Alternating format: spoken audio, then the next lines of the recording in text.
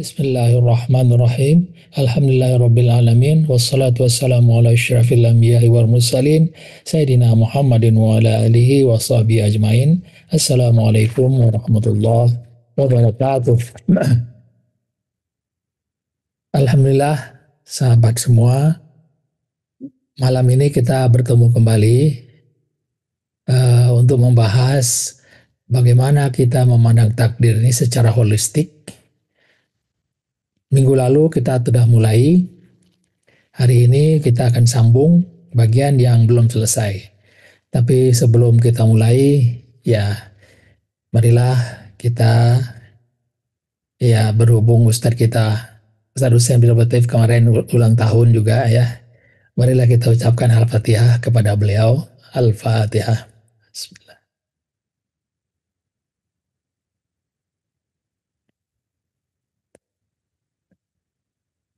Mudah-mudahan beliau selalu diberikan kesehatan dan kebahagiaan selalu bersama keluarga.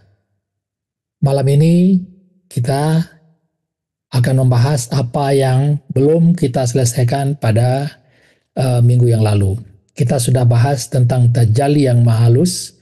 Ini adalah ilmu yang sangat pamungkas yang akan membuat kita berbeda dengan bisa memahami bagaimana pahaman wahdatul wujud, bagaimana dengan Nur Muhammad dan sebagainya.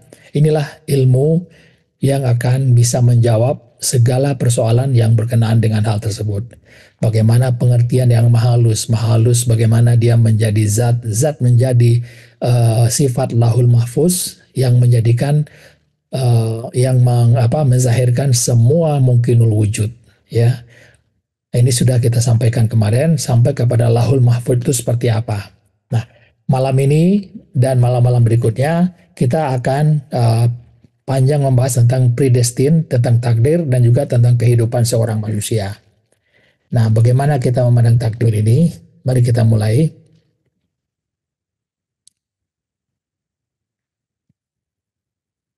Pada minggu yang lalu kita sudah sampai di bagaimana kita membahas tentang ruang dan masa. Ruang ini adalah lahul mahfuz itu sendiri, tempat berada seluruh ciptaan mulai dari yang kecil sampai kepada yang besar.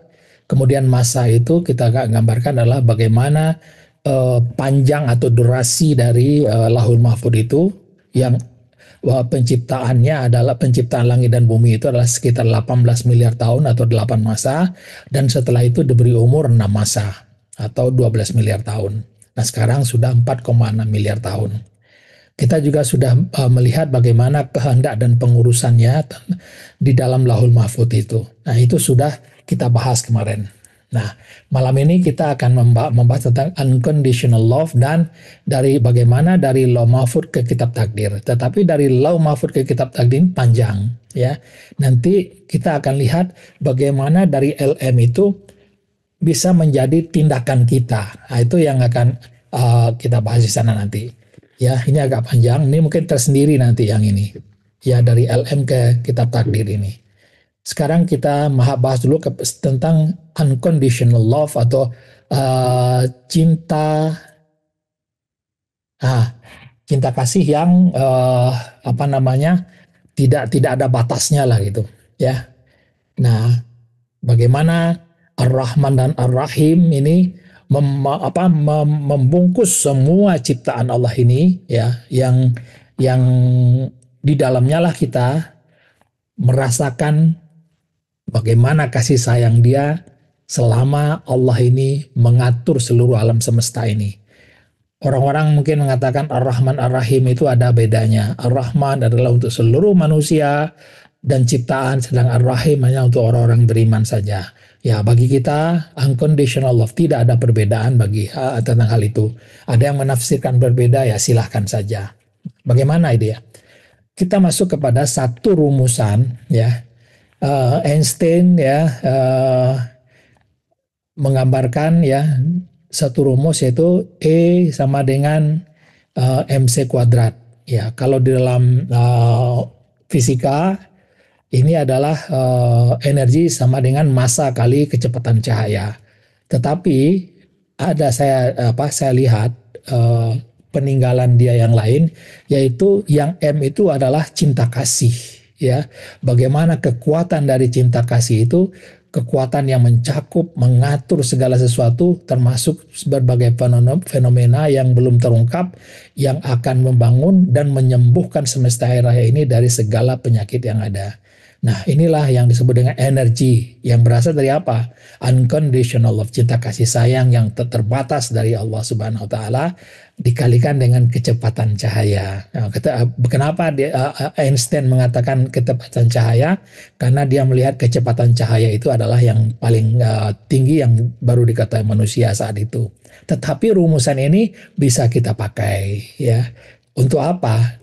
Untuk energi biasa saja, ya, itu sudah mampu menghasilkan kekuatan yang sangat dahsyat, yaitu ada bom atom atau bom nuklir dan sebagainya di situ. Kekuatannya itu sangat besar sekali. Bayangkan kalau cinta kasih yang di sana, yang melibatkan cinta kasih, kita kalikan dengan kecepatan cahaya kuadrat. Nah, ini sangat besar sekali. Nah, dengan itulah cahaya cahaya cinta kasihnya bekerja, yaitu apa?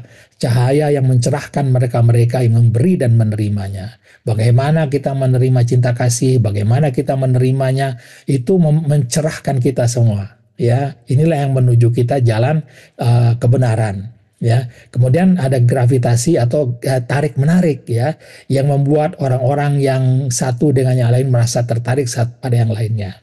Ya, inilah cinta kasih. Ya, ada kekuatan karena ia akan melipat gandakan yang terbaik yang kita miliki dan memungkinkan umat manusia tidak musnah dalam keegoisan buta mereka.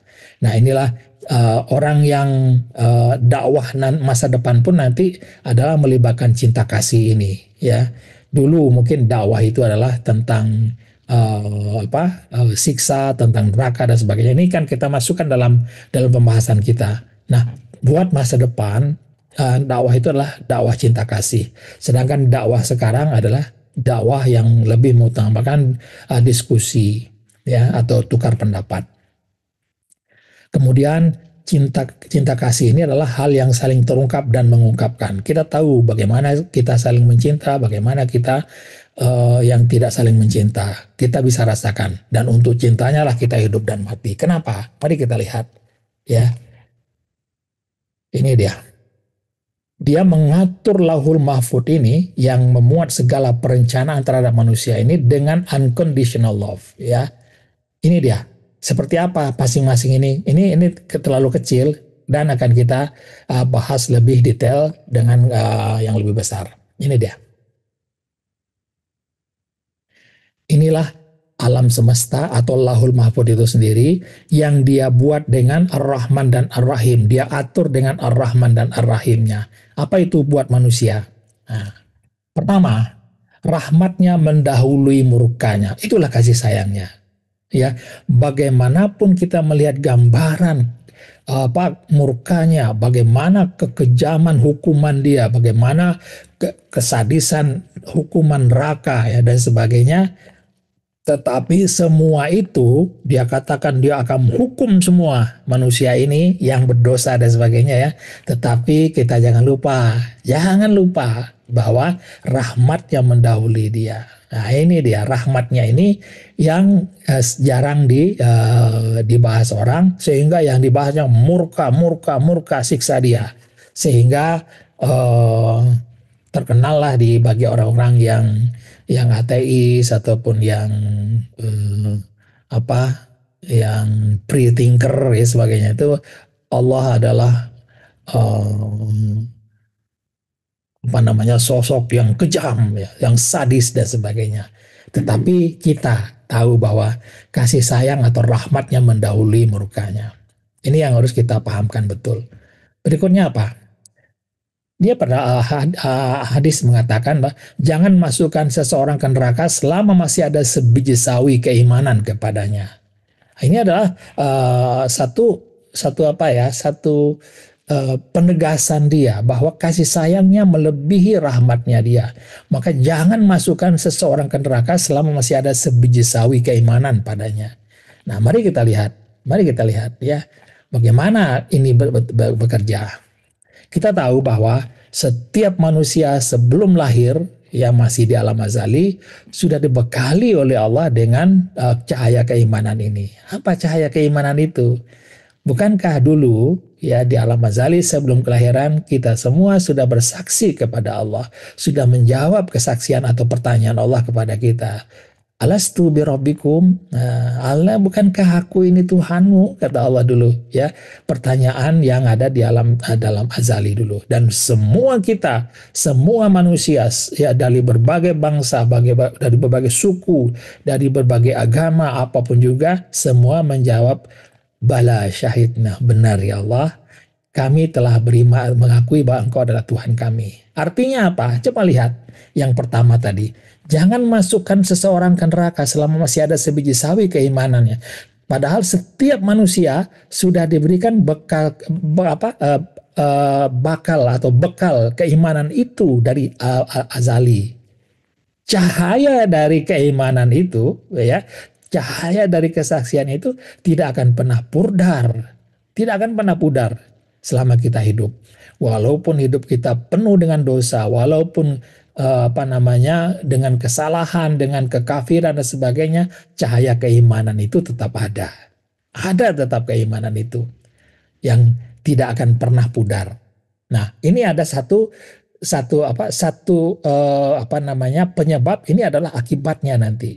Ya, tidak main-main. Jangan masukkan seseorang ke neraka selama masih ada sebiji sawi keimanan padanya.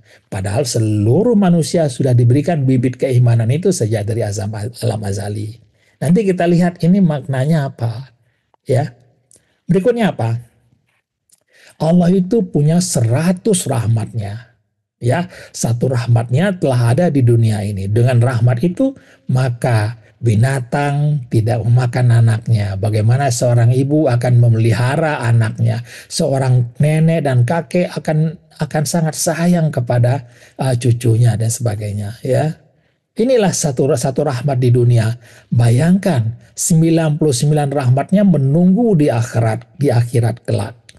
Bagaimana itu besarnya, bagaimana nikmatnya rahmat yang 99 itu tidak terbayangkan oleh kita. Nah, inilah kasih sayang dia yang masih dia simpan yang untuk nanti kita dapatkan di alam akhirat nanti atau di alam surga nanti. Lalu apa? Kehidupan dunia hanyalah senda gurau dan main-main belaka. Dan kampung akhirat adalah kehidupan yang sebenarnya. Mari kita lihat tadi. Seseorang tidak masuk ke neraka selama masih ada sebiji sawi. Setiap orang sudah ada membawa biji sawi keimanan itu. Satu rahmatnya di dunia, 99 menunggu di sana. Ya. Nah, bukankah ini seperti ada sebuah permainan di sana, sandiwara? Ya, tetapi tidak banyak orang yang bisa memahami itu sebagai sebuah sandiwara. Kenapa? Karena tidak tahu ilmunya. Nah, berikut lagi mari kita lihat kasih sayangnya ini. Dan kesejahteraan bagi dirinya pada hari lahirnya. Nah, berarti pada hari lahir itu disebut kesejahteraan di situ. Ya, gimana tidak akan sejahtera? Ya, seorang bayi akan diberikan yang terbaik oleh ibu dan bapaknya. Ya, makan minumannya diberikan, ya, ada air susu ibu dan sebagainya. Ya, begitu dia menangis, ibu dan bapaknya merasa khawatir. Ya, tidak kasih sayang ibunya itu terasa kepada anak itu sewaktu dia baru lahir itu. Ya, seorang ibu akan berlari tergopoh-gopoh saat mendengar anaknya menangis. Ya. Begitu juga pada hari wafatnya dan pada hari kebangkitan hidup kembali. Jadi kebahagiaan itu waktu lahir, waktu diwafatkan, waktu dibangkitkan hidup kembali. Ya, waktu lahir sudah kita bahas. Bagaimana dengan wafat? Kewafatan itu apa kesejahteraannya? Mari kita lihat sebentar. Ya, kematian itu adalah rahmat Allah. Ya, mari kita lihat. Jiwa, kita tidak tahu bagaimana jiwa kita berlakon, dia hanya bisa berlakon atau menjalankan perannya kalau pakaian lakonan kita atau customs kita itu, yaitu jasad kita masih utuh. Kalau tidak utuh, maka jiwa tidak akan bisa menjalankan perannya dengan baik. Ya, nah seandainya pakaian itu sudah rusak, maka lakonan kita tidak bisa diteruskan lagi. Begitu juga dengan jasad kita. Selagi ia masih baik, maka kita bisa terus menjalankan peranan kita sebagai manusia. Namun, kalau jasad kita rusak karena faktor umur umpamanya, ada faktor penyakit atau cedera ya karena kecelakaan dan sebagainya, maka kita tidak bisa lagi meneruskan peranan kita dalam kehidupan ini. Oleh sebab itu, kalau diteruskan, ya malah akan lebih memudaratkan kita. Nah, disinilah jelasnya kematian itu merupakan rahmat dari Allah. Semua yang ada umur, masalah penyakit, cedera yang menyakitkan kita, begitu nyawa kita, begitu jasad kita sudah tidak bisa dipakai, maka nyawa kita akan diambil kembali, roh kita akan didorong masuk atau jiwa kita masuk ke alam barzah. Maka nikmat Tuhan kamu yang mana yang kamu ragukan? Nah, contohnya orang yang sakit parah atau orang yang jasadnya sudah hancur oleh karena cedera atau ya sudah terlampau tua atau terlampau uzur, kalau tidak ada kematian maka orang ini akan terus hidup menderita. Oleh sebab itu kematian menjadi satu rahmat bagi mereka. Nah, dia. Maka boleh jadi kamu benci akan sesuatu, sedang Allah hendak menjadikan pada apa yang kamu benci itu kebaikan yang banyak. Nah, itulah salah satu yang kita lihat bagaimana kesejahteraan waktu kita meninggal itu. Nah, bagaimana kesejahteraan waktu hari berbangkit nanti akan kita lihat ya, bagaimana perjalanan kehidupan manusia ini ya. Maka di sini sudah dikatakan kampung akhirat adalah kehidupan yang sebenarnya ya. Jadi dibangkitkan itu untuk hidup yang sebenarnya, bukan hidup sandiwara di dunia seperti di dunia ini. Jadi begitu ya. Inilah unconditional love ya. Nah, mari kita lihat bagaimana dakwah ahli sufi menyikapi kasih sayang Allah yang tak terbatas ini. Bagaimana dakwah kita? Karena ada dakwah yang tidak sesuai dengan kasih sayang ini, menggambarkan kasih sayang ini. Mari kita lihat bagaimana dakwahnya. Ya, siksa dunia. Orang mengatakan di dunia ini kalau ada kesalahan atau apa kita akan disiksa, siksa semua ya. Tetapi bagi kita ahli sufi, siksa di dunia ini hanya apa? Hanya ujian. Enggak, bukan siksa, tapi ujian untuk kita belajar. Orang menyangka COVID-19 itu adalah siksa dunia. Itu adalah ujian untuk kita belajar untuk menemukan apa? Vaksin bagi penyakit-penyakit yang nanti lebih hebat lagi saat kita bisa menundukkan angkasa lepas. Kita sudah tahu juga tujuan kita nanti adalah bukan hanya di dunia alam bumi ini, tapi juga untuk menaklukkan bintang-bintang. Nah, itulah yang menyebabkan kita belajar tentang diberi pelajaran tentang sakit atau COVID-19 kemarin, sehingga banyak kita sekarang bisa mengalahkan COVID tersebut. Ya, nanti akan banyak lagi yang lain, nggak ada masalah. Itu adalah bukan siksa tempat belajar kita. Bagaimana gempa bumi, bagaimana kebakaran, bagaimana banjir dan sebagainya, itu bukan siksa. Itu adalah ujian kita untuk belajar. Ya, karena nanti apa-apa yang kita alami di alam dunia ini sekarang, nanti di exoplanet yang insya Allah akan dihuni oleh generasi-generasi penerus kita, itu keadaannya lebih dahsyat lagi dari di bumi ini. Nah, siksa dunia itu hanya ujian saja, ya. Kemudian apa berikutnya? Siksa sakaratul maut. Nah, kita sering dibayang-bayangkan tuh di beri dakwah bagaimana Rasulullah sendiri tersiksa saat sakaratul maut itu, sakitnya melebihi kambing yang dikuliti hidup-hidup gitu ya. Ini adalah satu hal yang dulu menakut-nakutkan orang, ya, supaya apa? Supaya mau beriman, ya. Kita nanti akan masuk ke sini, bagaimana proses sakaratul maut itu. Insya Allah kita masuk ke sana. Ada di dalam urutan kajian ini juga, bagaimana proses sakaratul maut itu. Nggak ada kesakitan di situ sebenarnya, ya. Nggak ada kesakitan dalam sakaratul maut. Begitu juga dengan apa? Dengan siksa kubur.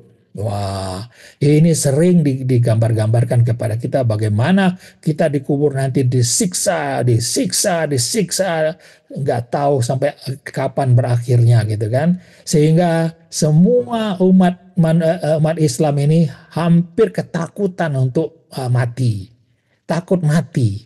Padahal tadi kita bayangkan tuh bagaimana mati itu sendiri adalah kesejahteraan bagi kita. Tetapi bagaimana kita akan bisa merasa sejahtera kalau dalam dakwahnya kita mengatakan siksa kubur itu ada, siksa kubur itu jelas nyata gitu kan. Siksa kubur nggak ada, ya, tidak ada siksa kubur itu.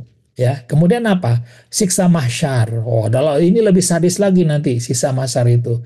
Tetapi di sini kita mengatakan bahwa kita akan diperlihatkan kilas balik hidup di dunia. Itulah siksa mahsyar itu, ya. Kita hanya diperlihatkan kilas balik kehidupan dunia sehingga saat itulah kita merasa takut. Takut, oh ternyata saya dulu adalah orang yang sangat berdosa, orang yang pernah begini, berbuat dosa, berbuat maksiat atau macam-macam ya. Maka ada ketakutan saat itu, ya. Tetapi dengan rahmatnya yang tadi sudah kita jelaskan, dengan kasih sayang yang mengatasi murkanya, maka insya Allah nggak usah takut tentang itu, ya. Kita serahkan saja kepada Allah. Siksa neraka apa? Hanya dakwah menakut-nakuti. Ini kita lihat nanti apa maknanya, ya. Dakwah untuk menakut-nakuti saja. Biarkan, serahkan surga dan neraka itu serahkan kepada Allah. Ya, serahkan kepada Allah. Jangan kita yang menetapkan orang masuk neraka. Kalau begini neraka, kalau ini neraka. Dakwah ahli sufi adalah dakwah kasih sayang, ya. Sedangkan dakwah yang sunsang seperti apa? Ini dakwah yang sunsang, ya. Jadi kita lihat dakwah sunsang itu dakwah yang selalu mengemukakan bagaimana kemurkaan Allah, bagaimana siksa Allah. Contohnya ini fokus pada siksa, dan neraka. Inilah dakwah yang hipokrit menurut saya. Apa? Siksa dunia. Kalau enggak begini, disiksa. Kalau tidak beribadah, disiksa. Disinilah ada pembalasan di dunia. Ada pembalasan. Kalau kamu jahat kepada, dibalas oleh Allah, ya. Seperti itu selalu dakwah kita seperti itu. Lalu apa lagi? Siksa sakaratul maut. Oh, sakaratul maut itu kayak tadi saya bilang ya, sakitnya luar biasa. Rasulullah sendiri merasakan kesakitan itu, ya. Kemudian apa? Siksa kubur, ini yang lebih menakutkan lagi. Siksa mahsyar, semuanya siksa. Lebih itu, setelah itu apa? Siksa neraka. Setelah semua siksa, baru nikmat surga itu bisa kita rasakan. Ya, nah inilah dakwah yang sunsang. Boleh kita mengatakan seperti ini, tapi jangan lupa kasih sayangnya melebihi kemurkaannya. Sampaikan dua-duanya sehingga orang tahu, oh begitu ya. Nah, setelah itu biarkan Allah nanti yang menentukan ya. Jangan kita yang menentukan. Perempuan yang dulunya melacur ya, kemudian dengan hanya meminumkan seekor anjing yang kehausan dengan sepatunya, Allah masukkan ke dalam surganya. Orang yang membunuh 100 orang ya, Allah memasukkan dia ke dalam surganya juga. Jadi kita nggak berhak ya mengatakan kamu nanti masuk neraka. Dakwahkan kasih sayangnya lebih daripada siksa-siksanya ini. Dakwahkan itu. Setiap saat kita mengatakan Ar-Rahman, Ar-Rahim, Ar-Rahman, Ar-Rahim. Selalu begitu, tapi tidak kita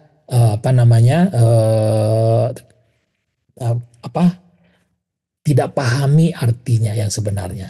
Nah, kemudian kita masuk kepada fase-fase dakwah yang telah kita lalui dan yang akan kita lalui.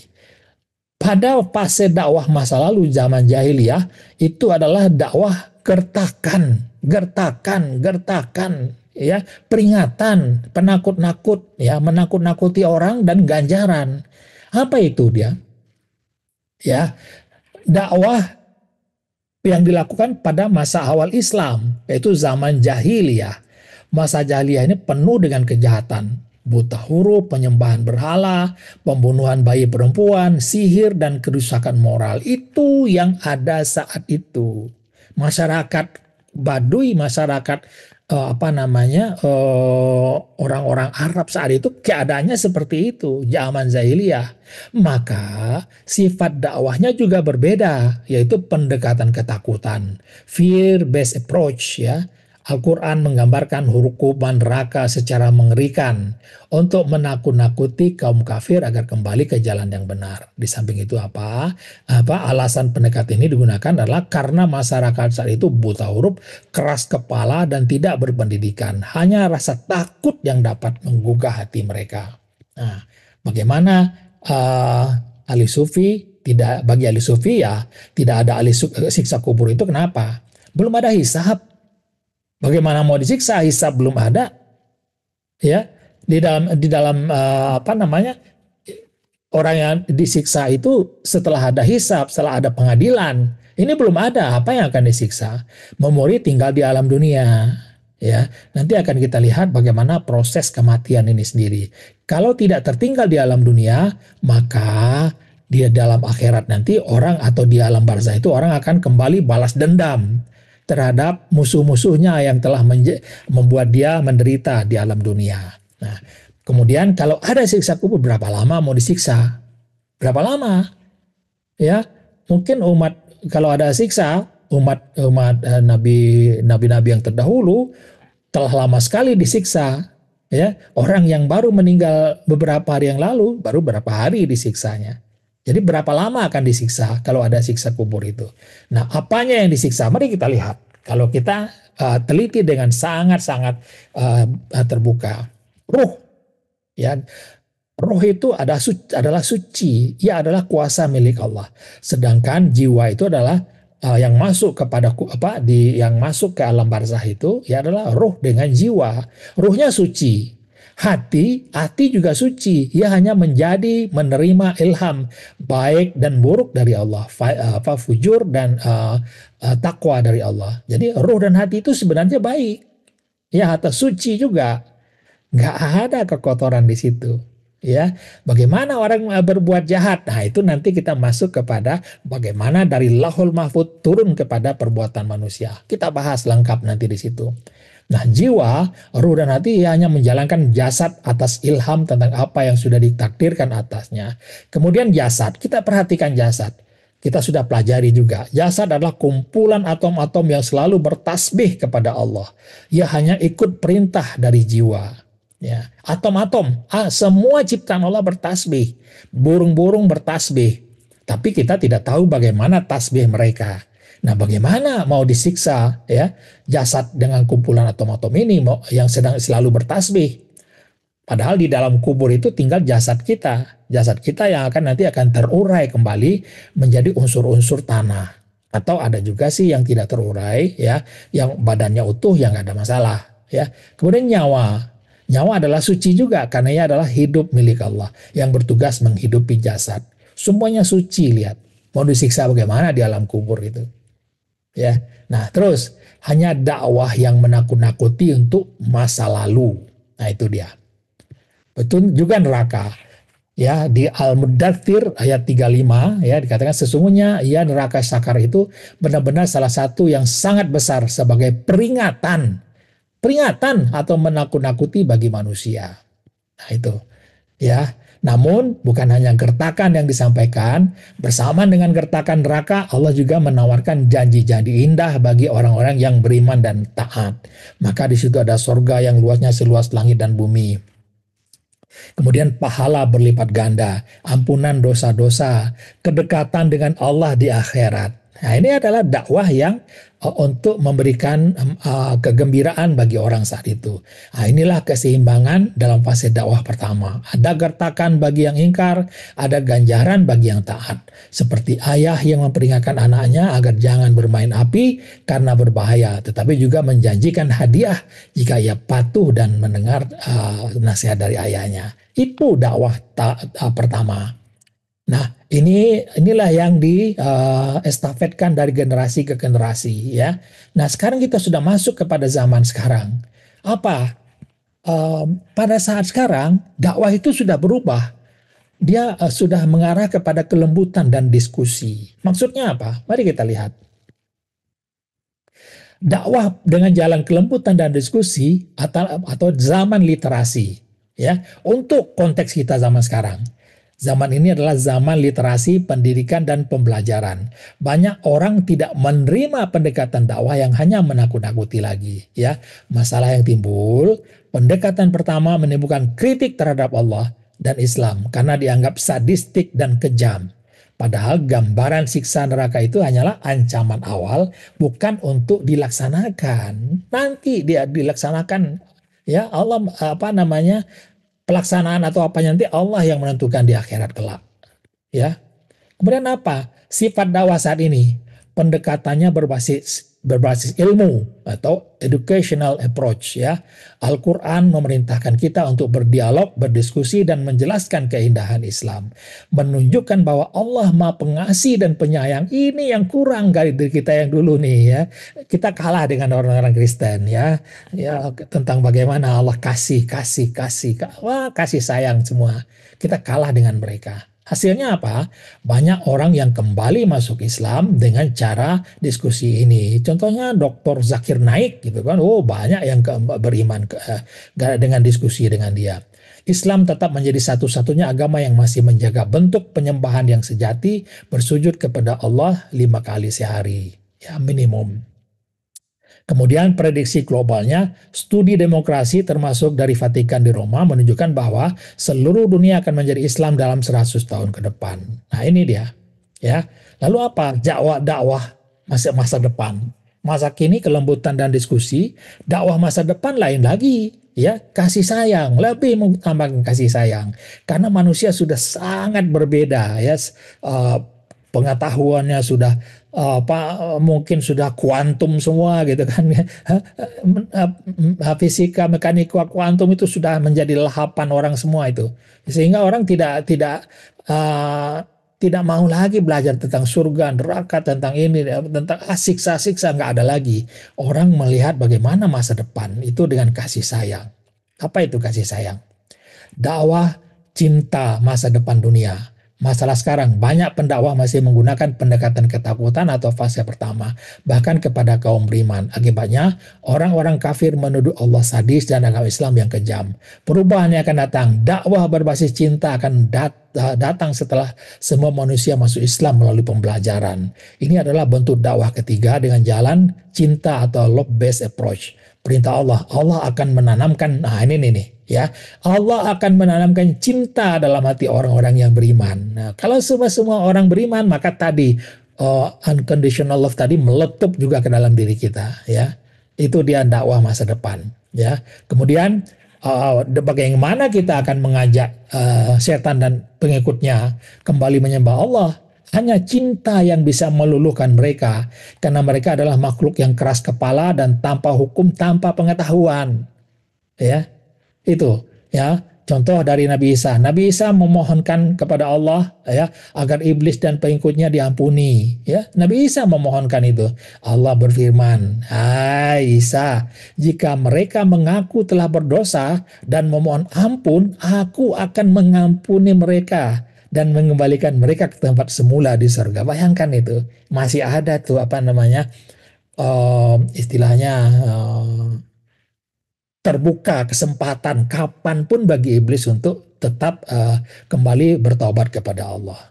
Itu, ya, itu yang harus kita pahami betul. Maka kesimpulannya, kasih sayang Allah bahkan meliputi iblis dan para pengikutnya. Manusia telah diberi ilmu dan senjata spiritual oleh Allah. Dengan cinta, manusia akan menaklukkan setan dan membawa mereka kembali menyembah Allah. Dengan itu, firman Allah telah menggenapinya. Tidakkah aku menciptakan jin dan manusia kecuali untuk menyembahku? Nah, ini dia, ya. Jadi inilah MC kuadrat tadi yang telah kita pelajari, ya. Cinta kasih Allah yang akan mengalahkan semua nanti, ya. Tuh, ya. Sekarang sudah masuk kepada tahapan berikutnya. Mari kita lihat dari LM ke kitab Qadir. Ini apa nih? Ini uh, panjang sekali, ya. Lebih baik ini kita jadikan untuk minggu depan atau 2 minggu lagi, ya. Ini kita jadikan untuk 2 minggu lagi. Kita teruskan dulu ke hal berikutnya, yaitu kehidupan seorang manusia. Bagaimana kehidupan seorang manusia? Nah, ini dia. Bagaimana pentas dunia, bagaimana kita takdir, bagaimana proses sakaratul maut, bagaimana kampung akhirat, bagaimana sikap orang-orang Allah, bagaimana sikap kebanyakan manusia. Nah, ini kita bahas tuntas di sini nanti, ya.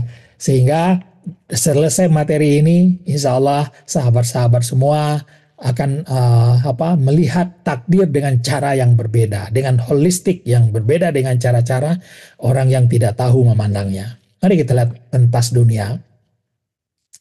Pentas dunia ini terlaksana dari kelahiran sampai dengan kematian. Seperti kita tadi ya, hanya dari kelahiran sampai kematian saja pentas dunia ini terjadi.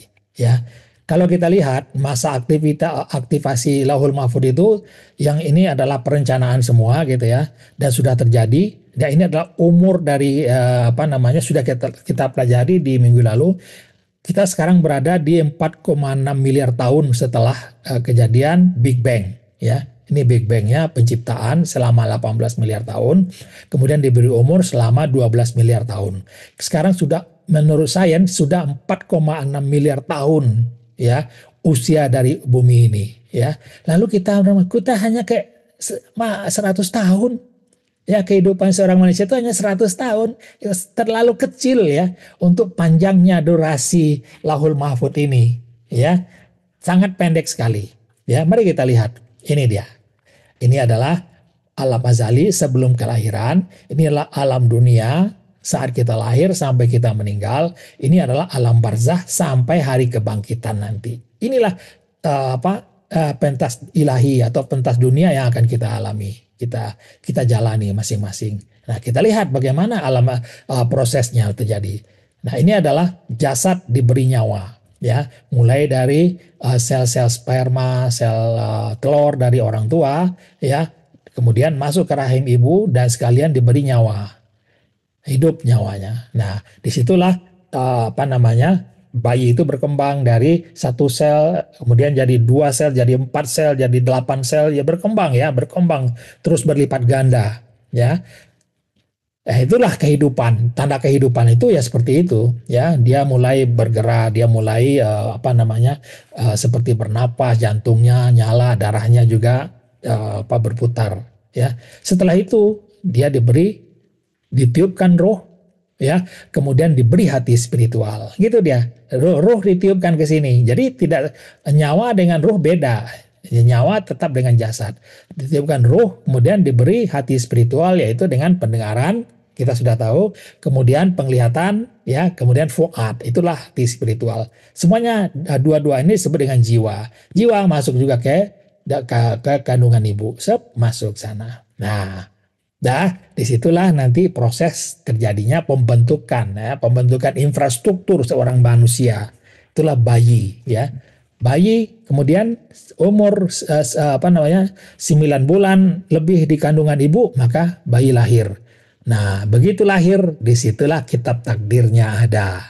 Nah, nanti kita lihat ya, bagaimana kitab takdir itu, ya. Apa ciri-cirinya, bagaimana dia nanti menerima bagian-bagian dari Lauhul Mahfuz.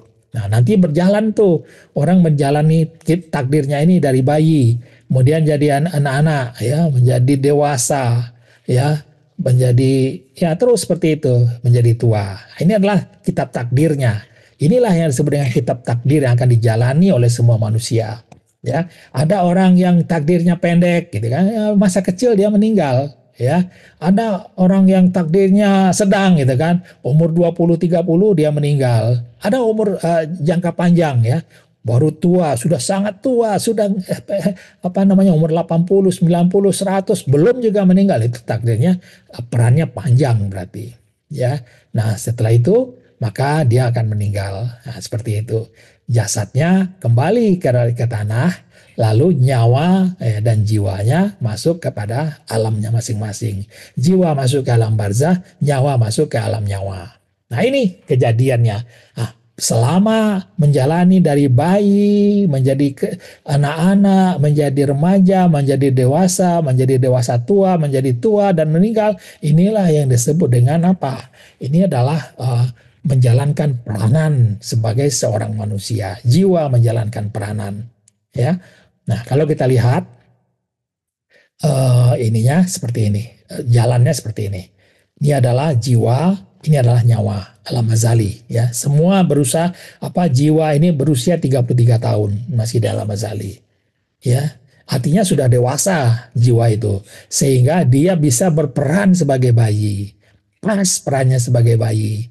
Ya, bagaimana menangisnya, bagaimana tersenyumnya, semuanya pas menjadi seorang bayi.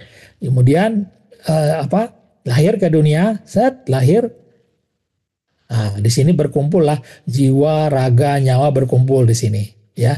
Kemudian ada kitab takdirnya. Kitab takdirnya ada di sini, lalu semua menjalankan takdirnya itu. Berdasarkan apa? Uh, Kitab takdir itu akan menjalankan peranannya. Nah, gambar ini bukan bolak-balik seperti orang reinkarnasi, enggak. Ya, ini hanya menggambarkan bagaimana apa namanya nyawa apa atau jiwa menjalankan tubuh ini untuk menjalani takdirnya, ya seperti ini, ya. Lalu apa? Pada akhirnya sudah akhirnya jiwa masuk kembali ke alam barzah, nyawa ke alam nyawa, lalu jasad kembali ke tanah, memori tertinggal di sini, ya memori tertinggal di alam dunia ini, ya. Inilah yang pentas ilahi itu ini, yang di sini sudah bukan pentas ilahi.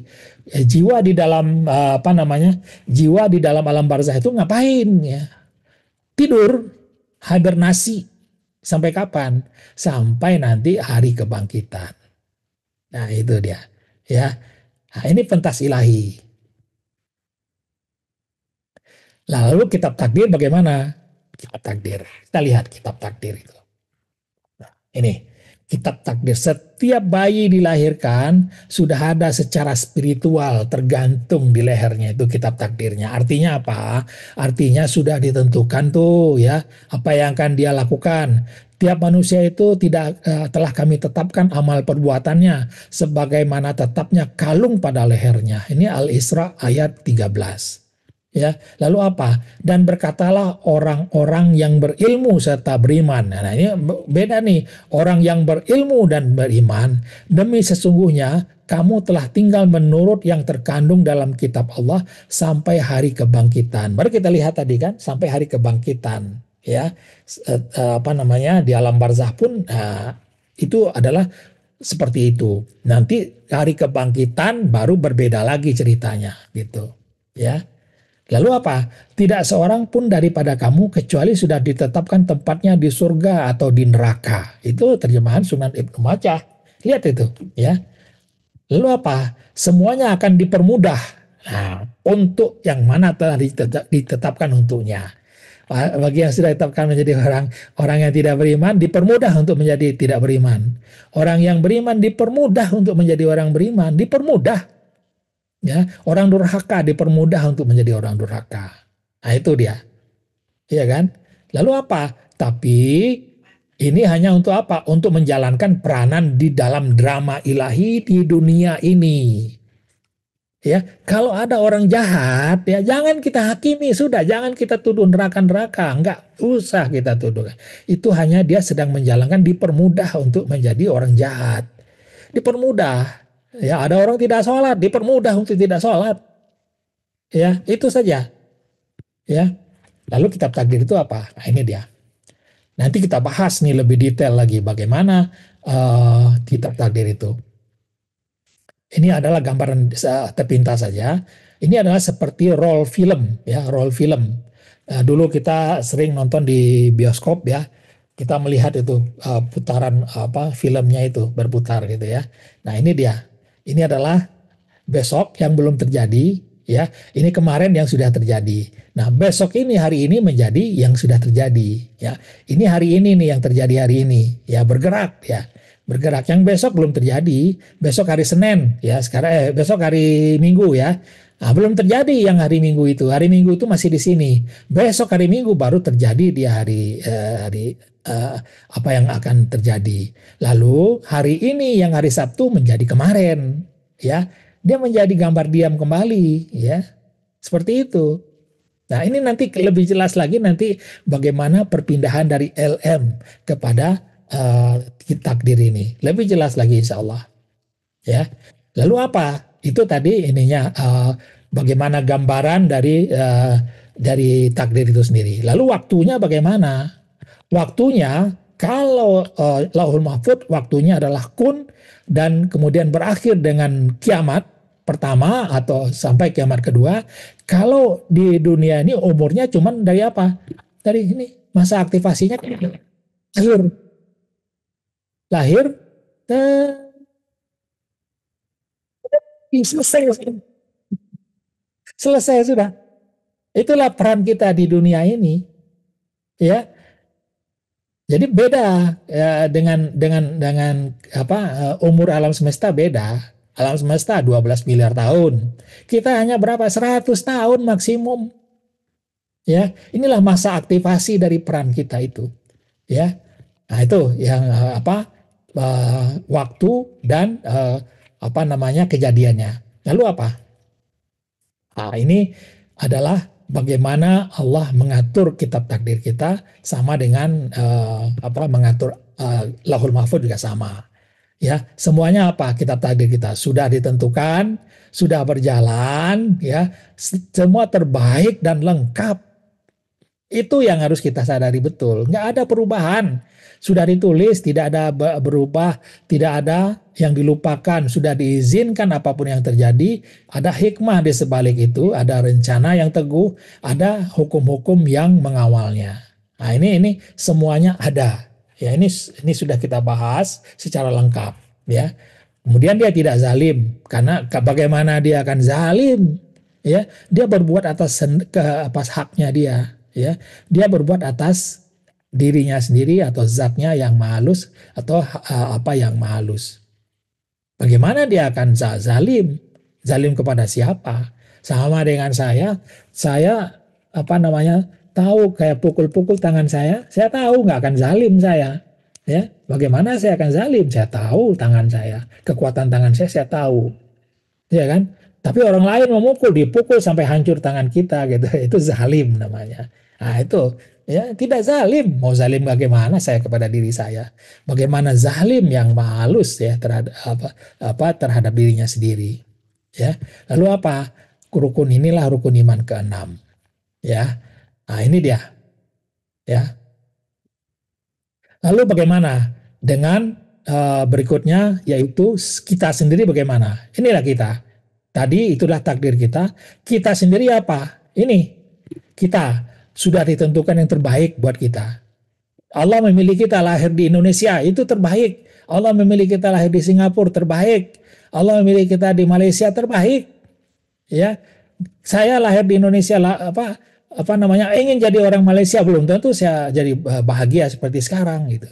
Jadi sudah ditentukan peran kita di mana, tempat kita, ujian kita bagaimana, hikmahnya bagaimana, pelajarannya bagaimana, sudah ada semua. Ya, lalu apa? Fasilitasnya ada semua sama. Jalan ceritanya harus kita jalanin gimana, narasi literasinya bagaimana, anasi dirinya sama. Terdiri dari apa? Jiwa, kemudian nyawa, kemudian tubuh, ya kan? Jiwa itu dari huruf dan dari hati. Hati tiga serangkai. Sudah jelas kita sama. Memori diberi, arahan dan ilham diberi, ya. Arahan ilham inilah yang datang dari Lauhul Mahfud, ya, datang nanti kepada apa namanya minda kita atau pikiran kita. Kapur lakuan kita diatur sudah, ya, tidak mana kita akan reda menyerah tidak, apakah menyerah atau tidak menyerah, reda atau tidak reda itu kita nanti, ya. Lalu apa imbalannya adalah surga. Kenapa? Sudah menjalankan peranan dengan baik. Nah, inilah yang akan jadi pedoman kita, ya. Itu dia yang berikutnya, ya. Ini sudah. Nah, ini yang berikutnya adalah ini. Nah, ini. Ini adalah jalan takdir. Banyak jalan takdir ya. Setiap orang itu mungkin punya takdir sendiri. Kita punya satu buat kita. Ini dia. Jalan yang sudah ditetapkan satu. Walaupun berliku-liku nih, berliku-liku kemana bolak-balik ya, ada mundur sedikit atau maju lagi, tetapi dia hanya berlaku saat pintu kelahiran sampai pintu kematian kita. Nah, di dalam selama menjalani ini adalah beban kehidupan kita. Kita akan diombang-ambingkan oleh apa? Oleh kitab takdir atau apa? Bentar. Nah ini. Nah, ombak takdir itu akan melambungkan kita. Kenapa? Kita tidak tahu detail dari jalan kita itu sebelum ia terzahir pada waktu-waktunya. Walaupun kita tahu semua sudah ditetapkan oleh Allah, tapi kita tahu bahwa kita tidak tahu sedikit pun, 1 menit ke depan pun kita tidak tahu. Ya, nah itu yang membuat orang khawatir. Ya, tetapi kalau kita mengetahui sudah seperti ini, semua terbaik dari Allah, semua sudah ditetapkan, semua ada hikmahnya, itu yang membuat kita tenang nanti. Ya, nah itu dia. Nah, sekarang kitab takdir sudah. Bagaimana dengan proses sakaratul maut? Nah, ini juga nanti, next time. Next time insya Allah akan kita lanjutkan dengan proses sakaratul maut ini. Ya, karena ini penting sekali bagaimana kita nanti merasakan saat kita sakratul maut, apa yang terjadi, apa yang didorong, apa yang keluar dari tubuh kita, bagaimana kita membantu orang yang sakratul maut. Nah, semuanya kita bahas nanti di situ, ya. Kemudian kampung akhirat. Nah, kita masuk dulu ke kampung akhirat seperti apa. Alam barzah. Jiwa yang memasuki alam barzah adalah jiwa yang sama saat pertama kali masuk tubuh kita untuk memainkan peran dalam buku kehidupan yang bergantung secara spiritual di leher kita hingga hari kebangkitan. Jiwa itu baik sebelum masuk ke tubuh untuk memainkan peran maupun saat keluar dari tubuh dan masuk ke alam barzah adalah jiwa yang sama, tidak ada perbedaan ya, tanpa wajah karena belum lagi membawa peran dalam hiburan dan permainan ini ya. Nah ini nggak usah kita belajar nanti nama ruhmu siapa, nggak usah. Itu main-main semua itu, ya. Kemudian hari kebangkitan. Ketika kita dibangkitkan, seluruh jiwa yang tak berwajah itu akan diberi tubuh baru, berusia 33 tahun dengan wajah yang kita tidak tahu seperti apa. Semua akan diberi bentuk dan ciri yang sama, contohnya tidak ada buang air kecil, tidak ada buang air besar, tidak ada haid, bahkan mungkin tidak berkeringat seperti lahir kembali, namun semua berusia 33 tahun. Secara spiritual bersih, bercahaya, dan bersinar seperti bayi yang baru lahir. Tubuh atau rupa surga. Itu hari kebangkitan kelak. Oleh karena itu, jiwa tidak berwajah yang pernah mengambil peran sebagai manusia, bisa juga sebagai hewan, sebagai burung, sebagai lebah, gunung, laut, hutan, dan selainnya yang keluar dari tubuhnya akan beristirahat di barzah. Semua akan dibangkitkan kembali dengan tubuh surgawi baru untuk disambut masuk surga. Ya, ini nih ya. Kemudian dihisap. Kemudian kita diperintahkan melihat buku terbuka yang sebelumnya tergantung di leher saat lahir untuk mengenang kembali peran-peran yang telah kita mainkan di dunia atau di panggung ilahi. Ya, lalu semua tanpa kecuali dengan tubuh baru dan dia bersinar itu diundang untuk masuk ke surga. Nah, ini nanti kita gambarkan seperti ini. Ya, tadi sudah masuk ke dalam barzah. Ini tubuh kita di mana di dalam tanah, memori tertinggal di dunia. Lalu hari berbangkit dibunyikan seluruh manusia sudah meninggal, sudah hancur, langit dan bumi sudah hancur di saat kiamat kedua. Lalu dijadikan oleh Allah alam akhirat, maka dibangkitkan semua. Kemudian inilah nanti diberi jasad baru, ya, jasad baru, ya, raga baru, jiwa dan raga masih yang sama dengan di alam azali. Maka disinilah nanti dihisab. Ya, hisab itu apa tadi? Kita melihat apa yang telah kita kerjakan saat kita menjalankan peran di alam dunia selama kita hidup. Ya, nah disitulah nanti orang akan menangis, ya, melihat peran dia di dunia. Oh, begitu saya durhakanya, aduh menyesal, saya ingin kembali hidup di dunia, gitu kan. bagaimana kayak nggak kuat saya hidup di neraka gitu kan. Nah seperti itulah nanti gambaran di dalam Al-Quran tentang hari hisab itu. Manusia akan berkeringat darah ya, saking dekatnya dengan matahari dan sebagainya. Itu adalah bagaimana bumbu-bumbu yang ada dalam cerita hari hisab tersebut ya. Lalu apa? Saat itulah kemudian malaikat akan berkata, wahai seluruh ciptaan, semua telah menjalankan perannya seperti apa yang telah ditetapkan dalam kitab takdirmu masing-masing. Semua sudah berhasil, sekarang kalian akan mendapatkan balasan atau hasilnya. Engkau bekerja di sebuah perusahaan, akan ada gajinya, ya, ada pensiunnya, ya, ada sebagainya di situ, ya. Engkau sudah seperti di perusahaan seperti itu, ya. Maka karena engkau telah menjalankan peranan dalam sandiwara ilahi dengan sempurna, maka semua masuklah ke surga. Nah, ini adalah satu pandangan, ya. Boleh satu pandangan seperti itu. Tapi kalau ada yang mengatakan nanti akan ada masuk Siratal Mustaqim, masa ini, itu adalah cerita lain. Ya, itu adalah cerita masa lalu. Ya, cerita masa lalu. Ya, kita menggambarkan seperti ini, kasih sayang Allah melebihi segala-galanya. Ya, semua akan masuk surga. Ya, Bu, nah, disitulah nanti Allah mengatakan kepada setan, pernah waktu Allah menciptakan Nabi Adam pertama kali, setan diminta sujud kepada Adam, iblis dan malaikat menolak ya. Tapi Allah mengatakan, aku tahu apa yang tidak kamu tahu. Apa? Allah tahu bahwa nanti manusialah yang akan membawa mereka kembali beriman kepada Allah. Ya, inilah sandiwara dia. Ya, itulah nanti yang akan kita dijelaskan oleh sahabat-sahabat tugas manusia sebagai khalifah pengemban amanah. Ya, nah ini nanti semua digiring masuk ke surga, ya, terlepas bagaimana sebelumnya ada azab, ada ini, itu silahkan percaya atau tidak di situ, ya. Tapi ada alternatif dakwah seperti ini, ya. Jangan ingkari ini, ya. Tapi jangan ingkari juga ada siksa-siksa itu. Biarkan saja, ya, mau dakwah, karena dakwah itu adalah seperti apa yang ditugaskan Allah di dalam kitab takdir kita. Ya, semua masuk surga. Sampai kapan? Sampai kiamat kedua. Apa itu kiamat kedua?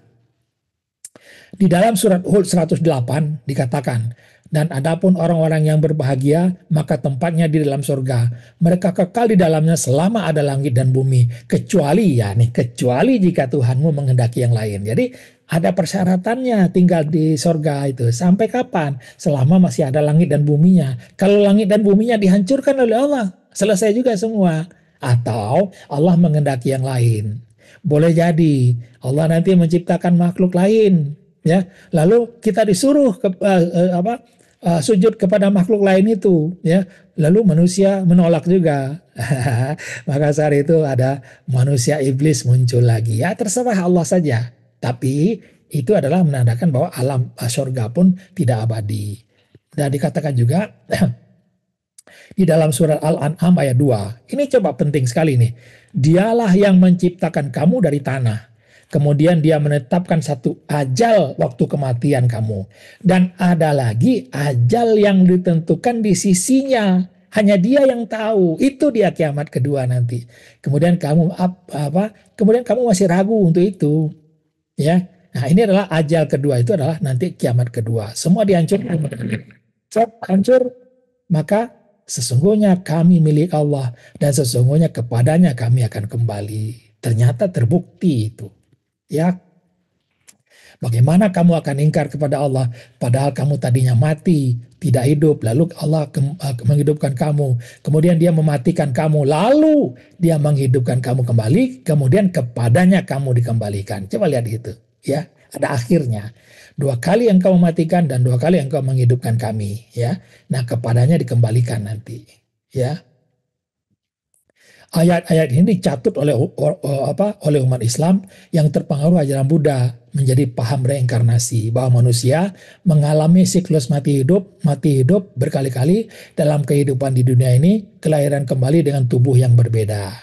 Nah, ini nanti akan kita bahas lebih lengkap di dalam pahaman reinkarnasi nanti. Ada yang kita bahas di situ. Ya. Kemudian kehidupan di dunia ini tidak lain hanyalah permainan dan hiburan belaka. Dan sesungguhnya negeri akhirat itulah kehidupan yang sebenar-benarnya jika mereka mengetahui. Nah itu ya, kampung akhirat. Nah, nanti kita masuk kepada sikap orang-orang Allah, sikap orang kebanyakan manusia, ya. Lalu proses sakaratul maut, ya. Nah, nanti kita masuk ke sana. Malam ini kita berhenti dulu pada kampung akhirat ini, ya. Jadi pentas dunia sudah, kitab takdir sudah, proses sakaratul maut belum, kampung akhirat sudah, sikap orang-orang Allah, sikap kebanyakan manusia belum. Nah, jadi masih insya Allah ini masih bersambung sampai kepada kajian mungkin 2 atau 3 kali pertemuan lagi. Ya, ini sangat menarik sekali dan ini sangat berbeda dengan kajian-kajian yang ada di umum selama ini. Ya, kita bahas nanti reinkarnasi itu kita bahas nanti. Kenapa ada paham reinkarnasi itu? Kenapa orang terjebak di situ? Ya, sekarang ini sangat apa di YouTube orang Islam sangat getol mempelajari reinkarnasi ini. Ya, kita bahas nanti di mana letaknya pahaman itu berada. Ya, demikian Bang Bayu. Ya, kita perlahan-perlahan sekali sehingga ini benar-benar menjadi sebuah ilmu nanti yang akan membuat kita itu menyikapi kehidupan ini dengan sikap orang-orang Allah nanti. Demikian Bang Bayu. Billahi taufiq wal hidayah. Assalamualaikum warahmatullahi wabarakatuh.